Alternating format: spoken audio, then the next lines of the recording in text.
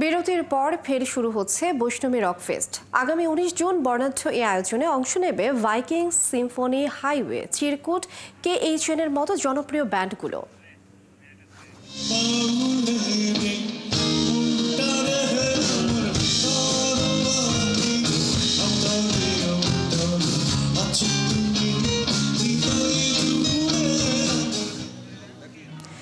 রকফেস্ট উপলক্ষে শুক্রবার সন্ধ্যায় রাজধানীর পূর্বাঞ্চলে সুন্দরী লাউঞ্জে আয়োজন করা হয়েছিল সংবাদ সম্মেলন। এবারে রকফেস্টে দেশের নতুন প্রজন্মের পছন্দের ব্যান্ড দলগুলো তাদের জনপ্রিয় গান পরিবেশন করবে। ১ বছর পর আমরা আবার পথ চলা শুরু করলাম।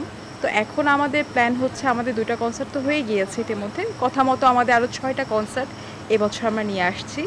জুলাইয়ের ১৯ তারিখে আমাদের প্রথম ৩ নম্বর কনসার্টটা হবে, এই আর কি। আমাদের দেশে যেন কোনো উগ্র সাম্প্রদায়িক শক্তির কাছে আমাদের সংস্কৃতি কর্মী যারা আমরা আছি তারা যেন হেরে না যায়, সেটার কারণে আমি বলবো বৈষ্ণবীর যে উদ্যোগ ছিল, কারণ বৈষ্ণবী এই জায়গাতে মিউজিকের উপরে তাদের সাথে যতটুকু আমার আলোচনা, এখানে একটা অভিভাবকত্বের জায়গাতেই গিয়েছিল।